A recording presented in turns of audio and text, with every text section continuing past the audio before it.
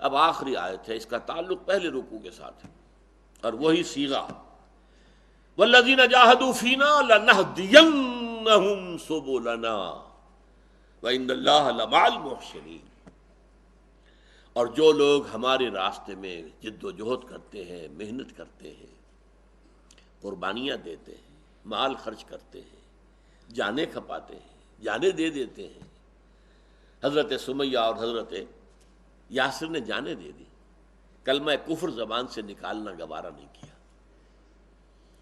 حضرت ابو بکر نے بڑی سے بڑی منہ مانگی قیمت دے کر کتنے ہی غلاموں کو خریدا اور آزاد کر دیا، جنہیں ان کے مشرک آقا، وہ غلام اور کنیزیں جو ایمان لے آئے تھے، انہیں جو ہے ان کے مشرک مالک آقا جو ہیں وہ پرسیکیوٹ کر رہے تھے۔ پوچھا کیا مانگتے ہو؟ حضرت بلال کو خریدا ہے، امیہ ابن خلق کے غلام تھے حضرت بلال، وہ ستا رہا تھا بری طرح۔ آخر حضرت ابو بکر نے کہا دیکھو تم بیچتے ہو، میں خریدتا ہوں، ہاں لے جاؤ اسے، لیکن اتنے پیسے ہوں گے، لو حاضر، جو منہ مانگا دے دی۔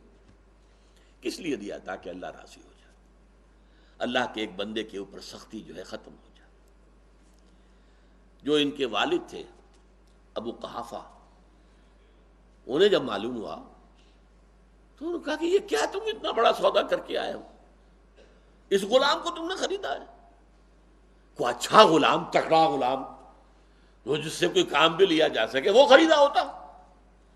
انہیں کیا معلوم تھا کہ اس سے زیادہ قیمتی غلام کون سا ہوگا، جس کے بارے میں حضرت عمر نے بعد میں کہا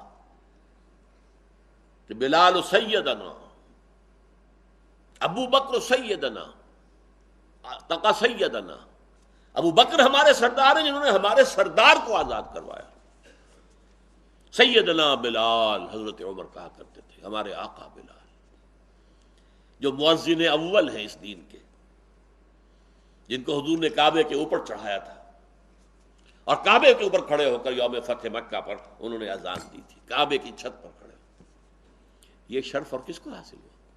وہ کالا کلوٹا، موٹے موٹے ہونٹوں والا، بال جو ہیں الجھے ہوئے خشخشی بال، وہ شخص تھا جو شین بھی نہیں کہہ سکتا تھا، سین کہ اشہد ان لا الہ الا اللہ۔ بہرحال حبشی تھے، ان کی زبان میں ان کی جو عادت ہے وہ شین نہیں بول سکتے تھے، لیکن ان کی اذان اشہد ان کی زبان سے نکلا ہوا، وہ جتنا میٹھا اور پیارا لگتا تھا اور کسی کی زبان سے کتنا ہی عمدہ اشہد ہو، کہاں وہ بات ہوگی؟ تو والذین جاہدوا فینا لنہدینہم سبلنا، ہمارا وعدہ ہے ان سے، ہم لازماً انہیں اپنے راستوں کی ہدایت دیں گے۔ یہ بڑا اہم، خاص طور پر جو لوگ اپنا یہ فرض سمجھتے ہوئے کہ اللہ کے دین کو غالب کرنا ہمارا فرض ہے، اس کے لیے جد و جہد کرنا ہمارا فرض ہے۔ اب کیا حالات سامنے آنے والے ہیں، اس میں ہمیں کیا کرنا چاہیے؟ ایک نئی صورتحال پیدا ہو گئی ہے، کیا کرنا چاہیے؟ 9/11 کا واقعہ ہو گیا ہے، اب کیا کرنا چاہیے؟ جو ہمارے راستے میں جہاد کرنے والے ہوں گے، جد و جہد کرنے والے ہوں گے، اب یہ دیکھیں یہ مکی صورت ہے، اور مکی کے بھی درمیان سے بھی پہلے کی، سن 5 نبوی میں نازل ہوئی ہے۔ مکی دور کا درمیان آئے گا سن 6 میں، 1 سال کے بعد، اور جہاد کا لفظ آیا والذین جاہدوا فینا لنہدینہم سبلنا ومن جاہد فانما یجاہد لنفسہ۔ یہ پہلے رکوع میں ہم پڑھ چکے ہیں، جو کوئی بھی جہاد کرتا ہے اللہ کی راہ میں وہ اپنے لیے کرتا ہے، ہم پر کوئی احسان نہ دھرے، اپنی آخرت کے لیے، اپنی عاقبت کے لیے، اپنی کامیابی کے لیے، اپنی فوز و فلاح کے لیے کر رہا ہے، ہم پر کوئی احسان نہیں۔ میں نے کہا تھا کہ اس پہلے رکوع کے اندر ڈانٹ ڈپٹ اور دل جوئی اور ہمت افزائی دونوں جو ہے ساتھ ساتھ چلتے ہیں، اور کسی مربی اور معلم کا لیے طریقہ یہی ہونا چاہیے کہ وہ حوصلہ بھی بڑھائے اپنے شاگرد کا، ہاں بھائی تم ذہین آدمی ہو، ذرا سی محنت کرو، تھوڑی سی ہمت کر لو، تم بہت آگے نکل جاؤ گے۔ اور پھر ذرا اس کی غلطی ہو تو ڈانٹے بھی، کبھی دیکھے تو ڈانٹے بھی، سرزنش بھی کرے، ڈانٹ ڈپٹ بھی، حوصلہ افزائی بھی، ہمت افزائی بھی، نرمی بھی۔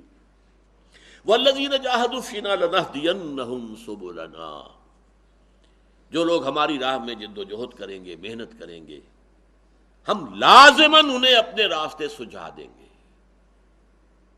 ہر مرحلے پر بتا دیں گے، ادھر جانا ادھر مت جانا، بتا دیں گے ہم، ہمارا وعدہ ہے۔ پھر میں نے آپ سے عرض کیا کہ یہ جو صیغہ ہے عربی زبان میں فعل مضارع سے پہلے لام مفتوح زبر کے ساتھ، آخر میں نون مشدد، ایک ہوتا ہے اضربو میں ماروں گا، اور ایک ہوتا ہے لأضربن میں لازماً ماروں گا، ان میں زمین و آسمان کا فرق ہے۔ تو یہ لنہدینہم سبلنا، ہم لازماً انہیں ہدایت دیں گے، رہنمائی کریں گے اپنے راستوں کی طرف۔ وَإِنَّ اللَّهَ لَمَعَ الْمُحْسِنِينَ، اور یقیناً اللہ ساتھ ہے احسان کرنے والوں کے۔ احسان کے معنی یہاں پر وہ احسان نہیں ہے جو آپ مجھ پر کریں میں آپ پر کروں، نہیں، احسان حسن سے باب افعال ہے، جو کام کرنا خوبصورت انداز میں کرنا، جو کام کرنا ہے بہتر سے بہتر انداز میں کرنا۔ اسلام لائے ہو تو بہتر سے بہتر انداز کا اسلام ہونا چاہیے، پھر اس میں رخصتیں نہ تلاش کرو، عزیمت کی طرف آگے بڑھو۔ ہاں شریعت میں رخصتیں بھی ہیں، ماں باپ دونوں نے، سمیہ اور یاسر دونوں نے کلمہ کفر نہیں کہا، جان دے دی۔ نوجوان بیٹے سے برداشت نہیں ہو سکا، اس نے کلمہ کفر کہہ کر عمار ابن یاسر جان بچا لی۔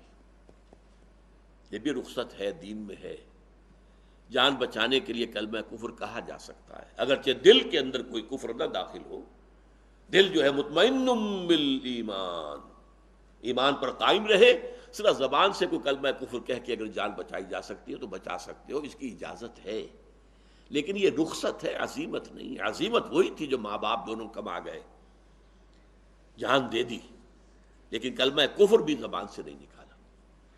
تو عزیمت کے راستوں پر بڑھو، رخصت کے راستے نہ دیکھو، بلکہ بہتر سے بہتر ایمان، بہتر سے بہتر اسلام، اور ایمان کی پھر بلند ترین منزل جو ہے وہ احسان ہے۔